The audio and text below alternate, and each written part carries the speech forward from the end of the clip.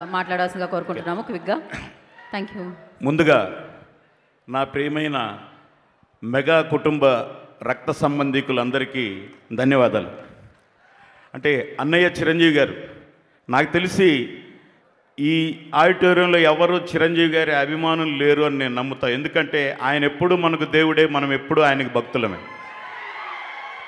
ఒక సామాన్యుడిగా మొదలై ఇందాక గౌరవనీయులు పెద్దలు బొలిశెట్టి సీనన్న చెప్పినట్లు, అలాగే మొగలి రేకులు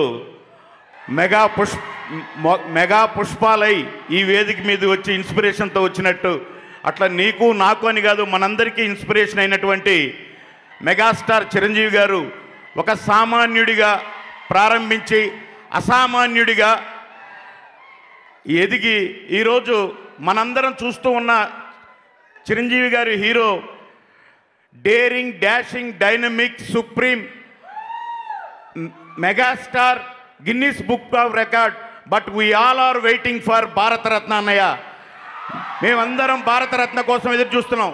చివరిగా ఒక్కటే మాట చెప్పగలను, మీకంటే మనకంటే ఆ ఇంట్లో మనందరికంటే ముద్దిద్దరు అభిమానులు ఉన్నారు. నాగబాబు అన్నయ్య, అలాగే మన అధ్యక్షుడు పవన్ కళ్యాణ్ గారు.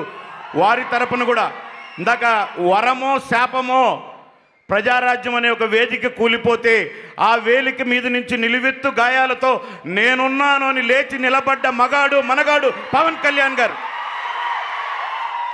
ఎస్, తను సాధించిన, మనందరం సపోర్టుగా సాధించిన విజయాన్ని అన్నయ్య పాదాలకు అంకితం ఇచ్చినటువంటి తర్వాత వచ్చినటువంటి బర్త్డే ఇది.